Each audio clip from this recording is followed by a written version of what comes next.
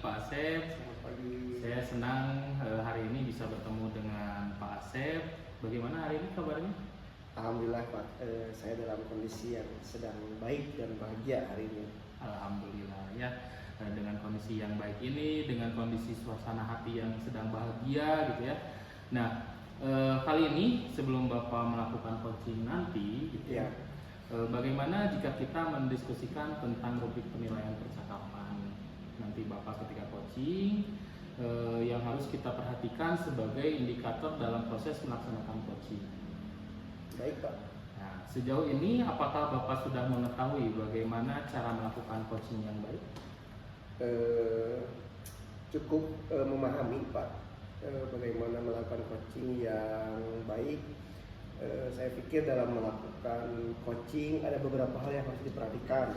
Misalnya diantaranya saya tidak boleh judge, kemudian asosiasi yang mengaitkan dengan pengalaman pribadi. Mungkin itu kurang lebih itu Pak yang tidak boleh saya lakukan pas coaching. Siap, berarti Bapak sudah mengetahui ada beberapa hal gitu ya yang harus dihindari ketika melakukan coaching. Ya, insyaallah. Oke, baik, di sini saya sudah mengetahui gitu ya apa yang ingin Bapak laksanakan, terus apa yang Bapak akan implementasikan nanti ketika dalam melaksanakan coaching. Yang pertama yang harus kita garis besari gitu ya, bahwa dalam melaksanakan coaching itu ada alur tirta ya Pak ya. Ya, di mana dalam tirta ini itu terbagi menjadi beberapa tahapan ya, di mana nanti Bapak harus menggali tujuan dari coachingnya, terus juga mengidentifikasi, terus juga menggali rencana aksi apa yang akan dilaksanakan oleh coaching gitu ya, terus juga apa tanggung jawab dia gitu ya. Oke, bagaimana Bapak, apakah sudah bisa dipahami Siap, tentang rubrik penilaian nanti? Siap, insyaallah dapat dipahami. Baik, kalau sudah kita sepakati, ada beberapa pertanyaan yang harus saya sampaikan kepada Bapak. Boleh, siapa Pak? Oke, yang pertama terkait peningkatan keterampilan coaching Bapak. Kompetensi coaching apa yang ingin Pak Asep kembangkan saat ini? Sebelumnya terima kasih Pak. Saya dalam coaching nanti ingin meningkatkan kompetensi coaching saya khususnya melalui alur tirta. Alur tirta ya Pak ya. Oke. Baik, saya akan bantu nanti ketika Bapak melaksanakan coaching. Lalu bagaimana atau apa yang ingin Bapak fokuskan dalam observasi pelaksanaan coaching nanti? Ya, saya berharap saya dapat meningkatkan cara mendengarkan aktif nanti pas coaching. Kemudian saya juga mampu mengajukan pertanyaan-pertanyaan yang berbobot gitu dalam pelaksanaan coaching, sehingga saya bisa betul-betul menggali masalah yang memang nanti akan diperbincangkan dalam coaching. Baik, saya pahami bahwa Bapak ingin meningkatkan cara mendengarkan aktif Bapak dan juga bagaimana cara mengajukan pertanyaan-pertanyaan yang berbobot gitu ya pada coaching nanti. Oke. Setelah tadi Bapak mengungkapkan hal tersebut gitu ya, menurut Bapak sejauh mana nih tingkat kemampuan Bapak dalam melakukan coaching? Tentang melakukan coaching ya, ada indikator yang memang harus tercapai dalam proses nanti coaching. Saya pikir nanti setelah melakukan coaching dengan alur atau tahapan tirta, kemudian bisa dengan runtut melaksanakannya, tidak kesana kemari, kemudian juga bisa melakukan coaching dengan teknik rasa. Lalu ya rasa itu kayak receive, apresiasi, summarize, kemudian ask gitu. Saya rasa kalau saya sudah bisa melaksanakan itu sudah berhasil gitu coaching yang saya lakukan. Iya Bapak, jadi menurut Bapak ada beberapa indikator ketercapaiannya, yaitu dilihat dari keterlaksanaan runtutan tahapan tirta, dan juga tadi Bapak mengatakan bahwa ada teknik rasa, bagaimana kita menerima informasi, bagaimana kita mengapresiasi, ya terlibat dalam pembicaraan gitu. Oke. Baik sekali Bapak ya. Nah, berdasarkan dari tadi Bapak sudah menyampaikan tujuan, menyampaikan tingkat ketercapaiannya seperti apa. Mudah-mudahan nanti dalam pelaksanaan coaching Bapak yang akan Bapak laksanakan semuanya bisa berjalan dengan baik. Amin. Terima kasih banyak Pak sebelumnya. Assalamualaikum warahmatullahi wabarakatuh, Pak Yopi. Waalaikumsalam, Iya. Pak Syed. Bagaimana kondisi Pak Yopi sekarang? Alhamdulillah sehat Pak. Bagaimana Bapak? Alhamdulillah, Bapak juga sehat dan saya juga ikut senang kalau Pak Yopi dalam keadaan sehat. Baik Pak Yopi, di sini saya ingin berbincang dengan Pak Yopi. Namun sebelum saya berbincang dengan Pak Yopi, kira-kira perbincangan kita ini nantinya akan Pak Yopi sebut sebagai tantangan atau permasalahan? Saya lebih suka tantangan sih Pak. Baik kalau begitu, luar biasa Pak Yopi ya.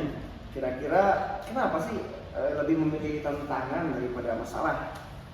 Gimana ya Pak? Ya, Kayaknya kalau permasalahan itu datang dengan sendirinya dan nuntut kita gitu. Tapi kalau misalnya tantangan, ya itu tantangan itu dia dilakukan dengan kesadaran gitu. Kita harus mencapainya dengan kesadaran. Itu baik. sih. Luar biasa ya. Jadi intinya Pak Yopi di sini sangat menyukai tantangan dan melihat segala sesuatu itu sebagai sebuah tantangan agar dapat dihadapi dengan penuh kesadaran. Begitu ya Pak ya. Baik, jadi tantangan apa yang sedang Pak Yopi hadapi saat ini? Baik Pak. Kali ini saya ingin berbincang tentang tantangan yang saya hadapi. Jadi saya sudah berupaya begitu ya keras lumayan lah untuk membuat satu media ya menggunakan aplikasi ataupun mungkin handphone media handphone ya untuk ke anak-anak. Cuman pas di kelas itu kegiatan itu kadang-kadang dalam 1 menit 2 menit kita berjalan, cuman ketika melihat di sekeliling ataupun ada tanda-tanda yang lain, aduh ada anak yang di luar dengan yang ditugaskan, apakah itu scroll yang lain. Nah itu yang terakhir itu saya lihat ada yang tiktokan gitu ya. Itu yang membuat saya menantang gitu ya, menantang bagaimana ini harus seperti apa. Baik, saya menangkap tantangan yang Pak Yopi coba sampaikan, dan di sini tantangan Pak Yopi itu adalah mengembangkan media pembelajaran gitu ya, berbasis teknologi tentunya. Tapi di sini di kelas Pak Yopi melihat ada hal yang menjadi tantangan, bagaimana menghadapi siswa yang beberapa menit kemudian itu menjadi melakukan hal yang lain di luar skenario pembelajaran yang Pak Yopi sudah siapkan. Nah, dengan percakapan kita kali ini, semoga Pak Yopi mendapatkan gambaran hal yang perlu dilakukan untuk menghadapi tantangan tersebut, Pak Yopi ya. Nah, Pak Yopi, coba menurut Pak Yopi, mengapa hal tersebut bisa terjadi? Baik, Pak. Kalau saya pikir mungkin ini karena yang pertama perkembangan zaman. Ya, zaman kita dengan zaman anak-anak sangat berbeda. Sekarang dunia digital semakin berkembang, ya. Dan kita tidak bisa pungkiri aplikasi-aplikasi yang sekarang itu cukup cepat diakses oleh mereka, gitu ya. Dan sulit untuk membatasi Pak di sana. Makanya saya pun mungkin agak kesulitan di sana karena mungkin saya pribadi generasi yang angkot, mungkin angkatan kolot mungkin ya.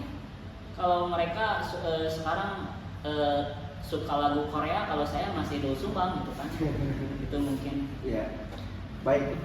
Jadi hal tersebut merupakan alasan ya kenapa di kelas terjadi demikian. Nah, Pak Yofi, adakah hambatan gitu karena tantangan tersebut mengakibatkan Pak Yofi menjadi sulit meraih tujuan pembelajaran tersebut? Sangat sulit Pak. Contohnya mungkin ketika anak scroll yang lain ataupun ke aplikasi yang lainnya, saya pikir anak semakin tidak fokus dan minat belajarnya semakin berkurang, gitu. Ini saya pikir pasti nggak akan ini, dan bisa saya buktikan dengan nilai-nilai yang diperlihatkan anak. Itu cenderung anak yang kondisinya itu di pojok dan kelihatan apa ya, sudah pernah terciduk dia berlaku seperti itu, ya kelihatan dari nilainya gitu ya. Ya. Itu ada memiliki penurunan. Ya. Memang dengan adanya teknologi di sisi lain memang banyak hal positif, tapi di sisi lain memang terjadi pergeseran nilai, dan itu yang dikhawatirkan oleh Pak Yopi gitu ya, dari hambatan tersebut. Baik Pak Yopi. Nah selanjutnya, kekhawatiran apa yang muncul di benak Pak Yopi dari hambatan tersebut? Khawatirannya mungkin dari sisi anak sih Pak ya. Ya. Dari sisi anak kita sudah sedemikian rupa untuk membangun akhlak, karakter ataupun kompetensi anak. Tapi dengan zaman sekarang anak-anak kurang aware kesadaran dirinya atau jati dirinya, sampai-sampai melupakan di sekolah tuh ya bukan tujuannya belajar lagi, malah mungkin ke dunia digital ataupun kesenangan mereka sendiri lah. Takutnya ke arah sana sih kekhawatirannya. Jadi ada kekhawatiran dari mana sekolah yang seharusnya berfungsi untuk tempat belajar, memperoleh pengalaman, tetapi karena hal tersebut bisa jadi fokus mereka itu bukan itu di sekolah itu ya. Baik Pak Yopi. Tapi kan saya yakin nih Pak Yopi tentu punya kekuatan karena pengalaman mengajar pun sudah lama ya. Nah, kekuatan Pak Yopi kira-kira adakah di sini yang bisa menangkal hal tersebut? Atau yang bisa dilakukan untuk menangkal hambatan tersebut? Alhamdulillah Pak, saya sudah sekian tahun di sini. Beberapa kali saya sudah mencoba membuat banyak media ajar yang sudah saya coba, baik dari media PowerPoint ataupun media poster atau yang lainnya. Cuman saya yakin saya bisa mengembangkan dari sisi media Pak. Ya. Dari sisi media itu kekuatan utama untuk menumbuhkan minat dari siswa menurut saya ya. Seperti itu Pak. Ya. Baik Pak Yopi, luar biasa sekali ya. Nampaknya memang Pak Yopi seperti hobi dalam mengembangkan media pembelajaran ya. Saya yakin Pak Yopi nanti berhasil. Pak Yopi, di sini saya punya pemikiran bahwa Pak Yopi ini punya visi yang bagus ya, khusus dalam pembelajaran, dan saya yakin kekuatan Pak Yopi ini dapat menjadi solusi dari tantangan yang dihadapi. Namun kira-kira apa efek yang ditimbulkan dari solusi yang mencoba nanti oleh Pak Yopi dilakukan? Atau adakah alternatif solusi lain yang bisa Pak Yopi lakukan untuk menanggulangi hambatan atau tantangan tadi yang Pak Yopi anggap sebagai tantangan? Baik Pak. Ya, ini kembali lagi ke mungkin masalahnya ya Pak ya. Ya. Karena saya pribadi generasi milenial dan mereka generasi Gen Z gitu ya, yang notabene lebih aktif dalam peran digital gitu ya. Saya mencoba mungkin dari pribadi diri sendiri mungkin ya Pak ya, mencoba untuk menurunkan ego diri sendiri. Salah satunya ya karena saya tidak tahu apa yang mereka gemari, saya akan coba untuk menggemari apa yang mereka coba gemari.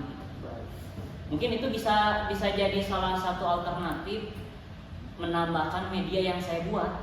Betul. Gitu Pak. Baik, luar biasa sekali Pak Yopi. Baik, di sini strategi yang akan Pak Yopi lakukan agar kondisi tersebut yang barusan Pak Yopi sampaikan itu dapat tercapai. Oke. Bagaimana? Kayaknya saya jadi kepikiran Pak seperti ini karena mereka suka dengan aplikasi TikTok contohnya ya. TikTok ada yang kelihatan seperti TikTok ya. Nah itu yang seperti itu mungkin saya akan coba untuk membuatnya sebagai media ajar.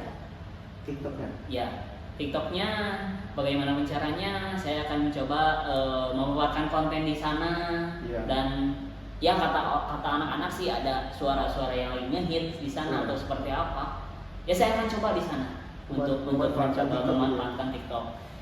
Barangkali itu bisa meningkatkan minat anak juga gitu, dan itu membatasi anak untuk scroll yang lain dan kita lebih fokus di sana. Baik. Berapa lama Pak Yopi mampu mengaplikasikan strategi tersebut? Kayaknya saya akan akan lebih cepat Pak, karena baru kepikiran sekarang Ya. gitu ya. Kayaknya ketika waktu luang setelah ini selesai, saya akan coba untuk install akun dan yang lainnya. Saya akan coba lihat fitur-fitur yang ada di TikTok. Baik. Ya barangkali bisa membantu saya dalam membuat media aja. Sehingga tidak butuh waktu lama untuk ya. Betul, Pak. Kesimpulannya. Betul. Luar biasa. Kira-kira Pak Yopi, kalau ukur apa nih keberhasilan dari strategi kayak tadi yang memanfaatkan TikTok? Apa tolak ukurnya dikatakan berhasil dalam Oke. konteks pembelajaran? Tolak ukurnya generasi sekarang atau siswa sekarang mungkin saya yakin berhasil dengan indikator mereka mengaplikasikan gadgetnya itu dengan sesuai skenario pembelajaran. Itu yang saya pikirkan itu tercapai gitu. Kalau mungkin keluar lagi itu ya tidak sesuai. Saya yakin dengan pengaplikasian ini bisa sesuai dengan skenario pembelajaran. Baik, Pak. Baik, Pak Yopi. Namun bukan suatu hal yang tidak mungkin gitu. Apa yang sudah kita rencanakan tidak terjadi sesuai dengan rencana kita. Betul. Apabila hal tersebut terjadi, Pak Yopi. Nah, bagaimana Pak Yopi menanggapinya? Apabila ada hal di luar skenario atau di luar hal yang Pak Yopi rencanakan, bagaimana Pak Yopi menanggapinya? Ya. Contoh ya mungkin anaknya itu ketika di pembelajaran dikasih media ajar TikTok beberapa menit malah scroll yang lain lagi gitu ya. Tuh, itu lumayan sulit sih. Cuman yang paling terpikirkan karena saya pun mungkin di sini masih dalam taraf pengembangan diri dalam media ajar TikTok, mungkin saya akan mencoba mencari aplikasi fitur-fitur yang ada gitu. Apakah oh ya kalau nggak salah ada fitur live ya? Live. Ya, live itu bisa memperlihatkan siapa aja yang terlihat di sana. Ya. Ya. Oh, otomatis saya bisa mengawasi anak-anak dari sana. Tapi itu tidak menutup kemungkinan yang lainnya. Tapi saya akan coba ke sana Betul. Begitu. Dia akan mencoba di plan-plan yang lain yang Betul. memang mungkin akan dilakukan oleh Pak Yopi. Nah, betul. Tujuannya adalah meningkatkan proses pembelajaran dengan media itu, Pak Yopi. Baik, luar biasa sekali Pak Yopi ya. Nampaknya memang Pak Yopi di sini sangat memahami tantangan yang Pak Yopi sedang sekarang hadapi. Pun demikian Pak Yopi juga terlihat mampu menemukan solusi dari apa tantangan yang sedang Pak Yopi hadapi. Namun apakah ada yang terlibat kira-kira dalam membantu Pak Yopi dalam memuluskan strategi Pak Yopi ini agar berjalan dengan lancar? Pasti Pak, pasti harus banyak yang terlibat di sini. Baik. Yang pertama itu pasti saya pribadi ya. Terus yang kedua itu adalah rekan-rekan yang ada di sekolah ini ya, rekan-rekan sejawat, guru-guru yang ada di sini. Karena kenapa? Ya percuma satu role model tapi yang lain ada role model yang lain yang lebih negatif gitu ya. Yeah. Kadang-kadang kan kita mendengar TikTok itu ada yang kondisi negatif yang itu tidak baik untuk kalangan muda sekarang. Cuman kalau kita bungkusnya dengan yang edukatif, saya yakin di sini role modelnya tercipta gitu ya. Kita akan bisa menginspirasi anak-anak juga gitu.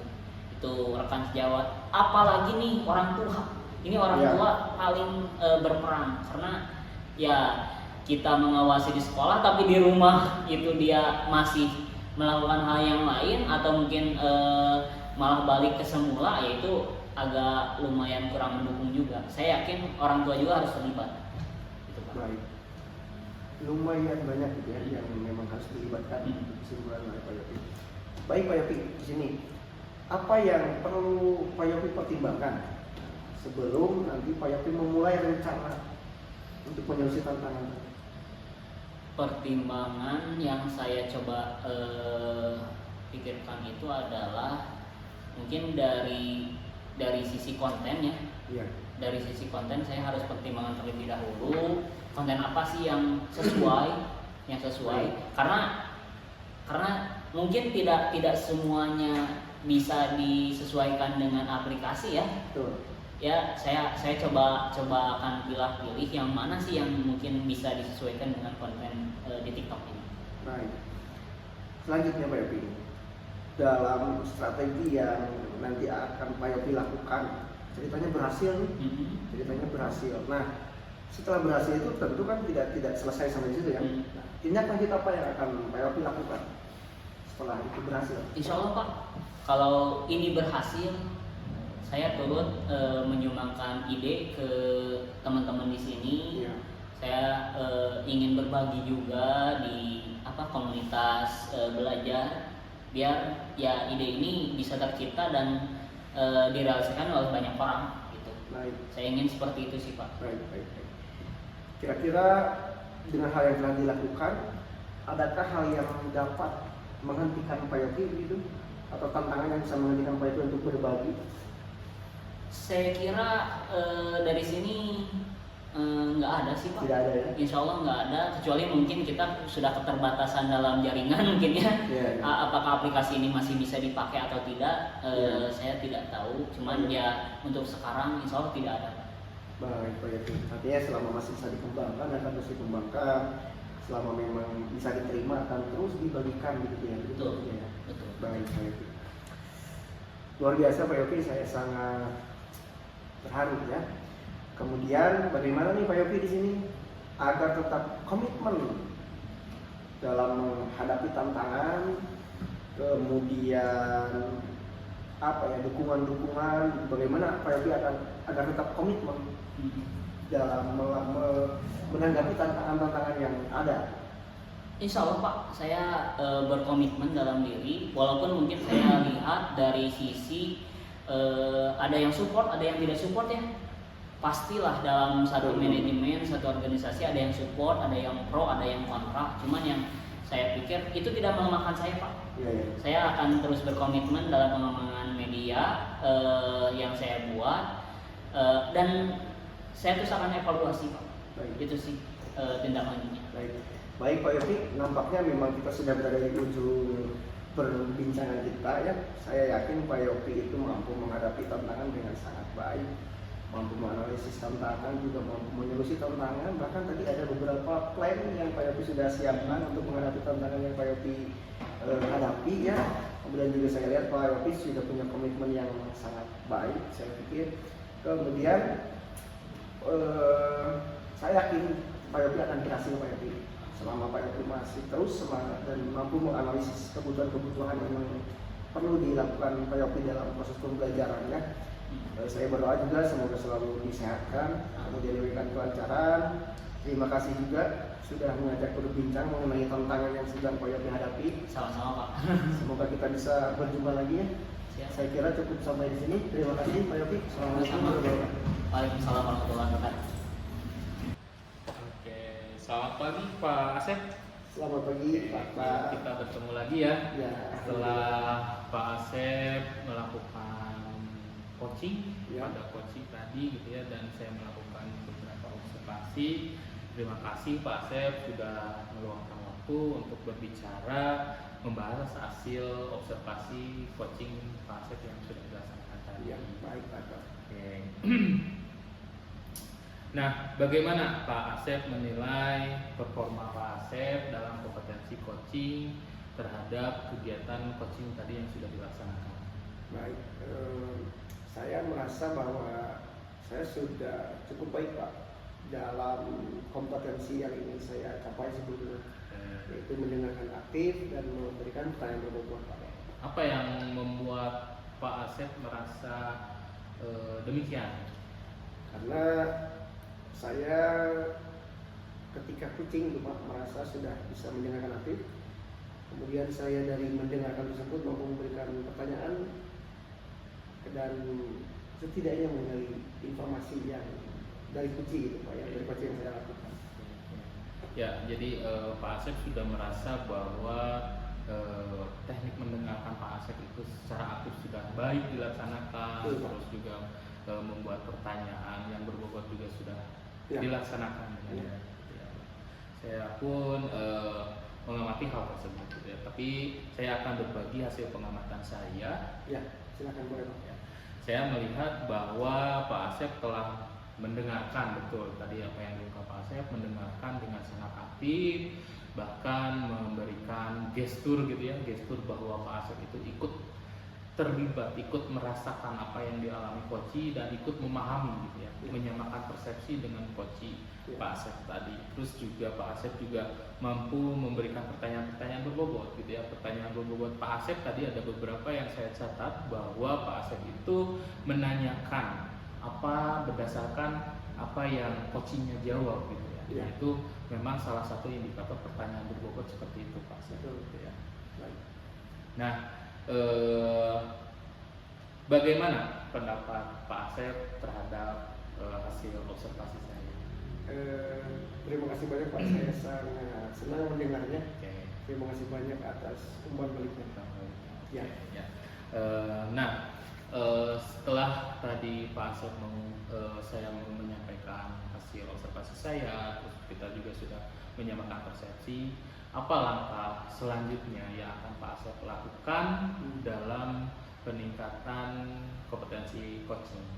Baik, meskipun saya memang merasa sudah cukup baik tadi Pak ya, tapi saya ingin terus menjadi lebih baik tentunya, dan saya berencana untuk terus melakukan latihan secara intensif, mendengarkan aktif ataupun latihan intensif dalam merumuskan pertanyaan yang berbobot. Oke. Itu ada langkah yang baik gitu Pak ya, karena dalam melakukan coaching ini kita perlu melakukan latihan gitu ya. Satu pertanyaan terakhir, Baik, Asep, siap.